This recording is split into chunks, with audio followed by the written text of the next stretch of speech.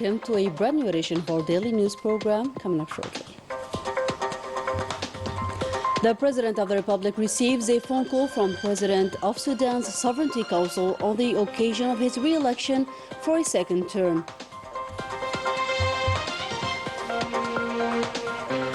Algeria's efforts at the UN Security Council regarding the Palestinian cause is highly commended by the Arab Foreign Affairs Ministers during their annual consultative meeting held in New York.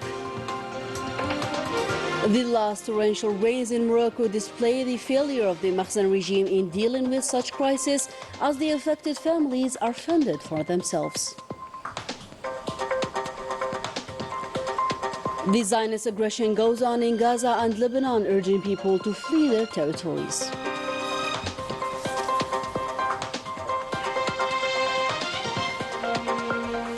Welcome back. We start off our today's news with the phone call of the President of Sudan's Sovereignty Council, General Abdel Fattah al-Burhan Abdurrahman, to President Abdelmajid Tebboune, during which he congratulated him for his re-election for a second term. This phone conversation allowed the two sides to tackle important developments in the Republic of Sudan, as well as the ways and means to further consolidate the brotherly relations binding the two peoples. In other news, the Foreign Affairs Minister Ahmed Attaf, taking part in the UN General Debate, delivered a speech before the 79th session of the United Nations, in which he highlighted Algeria's positions and its vision to face the challenges now casting shadow on today's world. Attaf evoked the war on Ukraine, now nearing its third year without prospects of a peaceful settlement of the crisis. He deplored the sterile diplomatic efforts to establish peace in the region and end the dispute despite its serious consequences, notably on the European continent. Attaf called for overcoming the obstacles hindering the peaceful settlement of the crisis. Earlier in the day, the Foreign Affairs Minister Ahmed Attaf had an intensive activity which brought him together with several ministers representing notably the Arab and non-aligned countries. More details in this roundup with Leticia Sedqawi.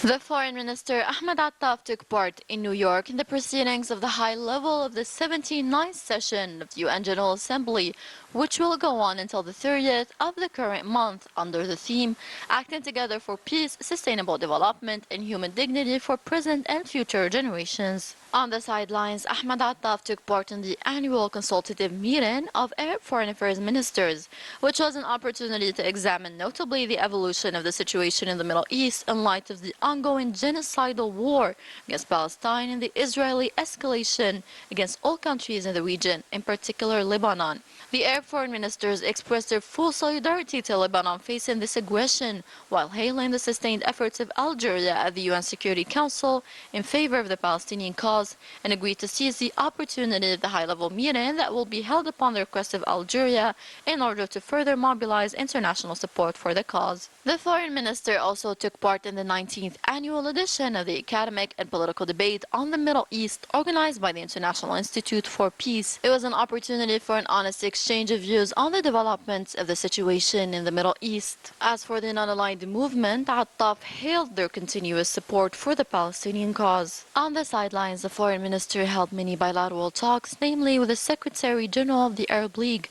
the UN Coordinator for Humanitarian Action and Reconstruction in Gaza, the Minister of Foreign Affairs and Expatriates of Yemen, the Minister of Exterior Relations of Cameroon, the Minister of Foreign Affairs of Central Africa, the Minister of Foreign Affairs of Vietnam, the Vice Prime Minister, Minister of Foreign Affairs and Minister of Defense of Ireland, the Minister of Foreign Affairs of Armenia, and the Minister of Foreign Affairs and Expatriates of Lebanon.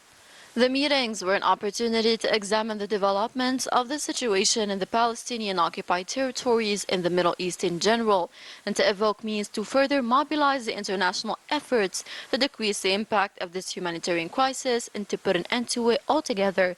The meetings also examined the developments of the Yemeni crisis and the evolution of the situation in the Red Sea and the political and security developments in the Sahara region, the perspectives of the developments of bilateral cooperation, and a set of issues at the level of the African Union.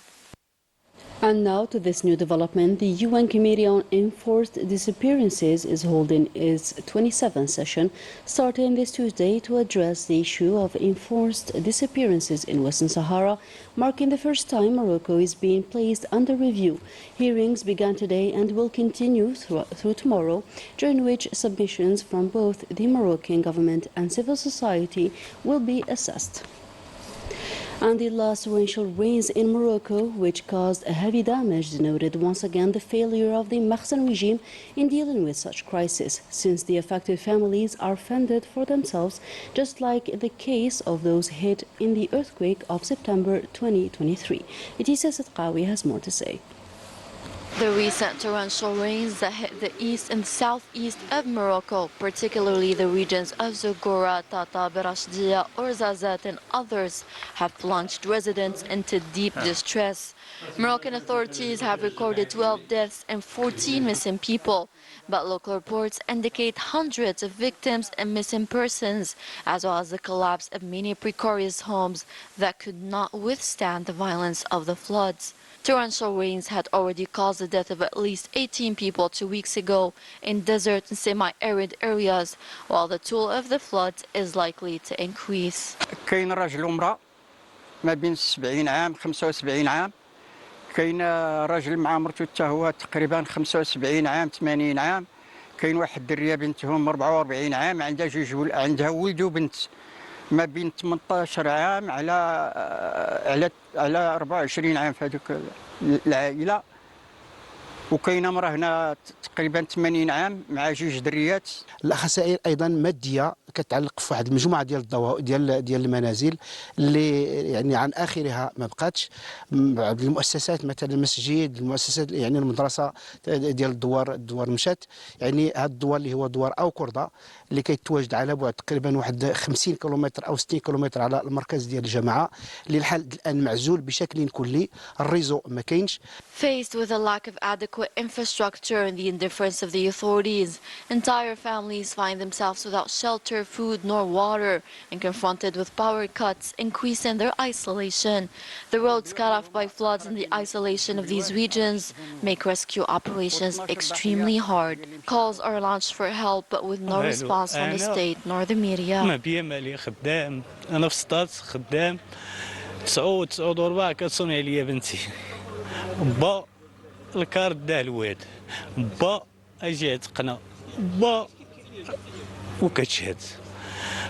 صافي ديك الساعه انا ما سديتش المهله خليته هكاك. ها صونيت على واد قلت له سدو صافي وجيت تلاقيت مع الطريق وانا كتشوفني انا دروك مجدود وباقي ما عرفت دروك المصير ديالها وهي من الفقودين باقي ما كاين لا جود حتى لا والو. رجعنا لي سافن الناس بايتين تحت في الشانطي، اللي بات في الكار، اللي بات في الطوموبيل، اللي بات غير في تحت الساريات، اللي بات غير في العراء.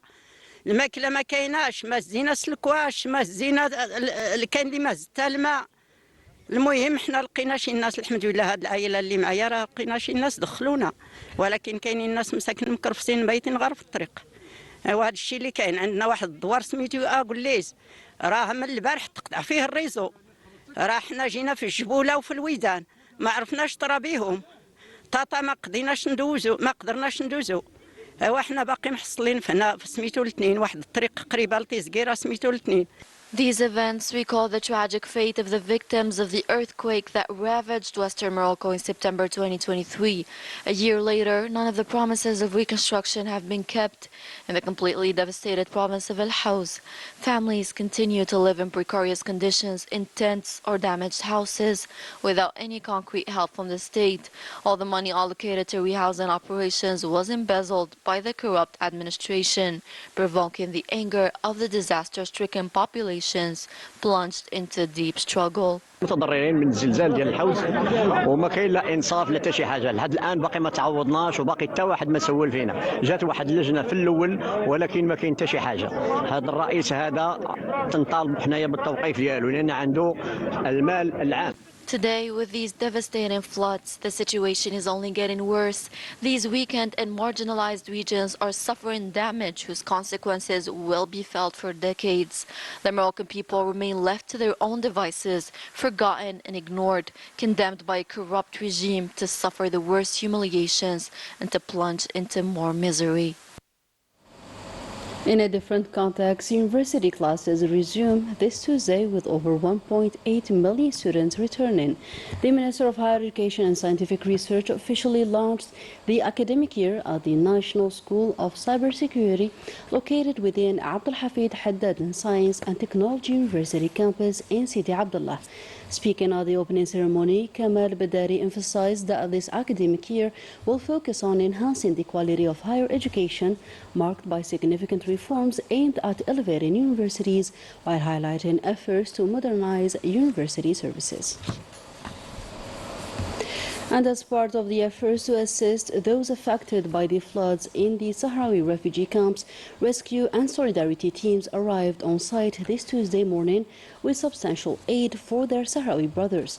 Additionally, the Sahrawi government implemented a plan to care for the flood victims. In the meantime, the authorities in Tindouf province have mobilized all logistical means, equipment and machinery along with civil defense teams to provide assistance to the camp's residents. Abroad, the Zionist forces continue bombing Lebanon in a new series of aggressions which has been going on for days now. The bloody attacks resulted so far in the death of at least 558 people, including 94 women and 50 children. The humanitarian situation is getting worse by the day as thousands of Lebanese are fleeing South Lebanon in an attempt to survive. And the situation in Gaza remains the same with daily Zionist attacks. At least 7 Palestinians were killed today during attacks in Khan Yunis, while the occupation attacks in the West Bank are escalating at a rapid pace.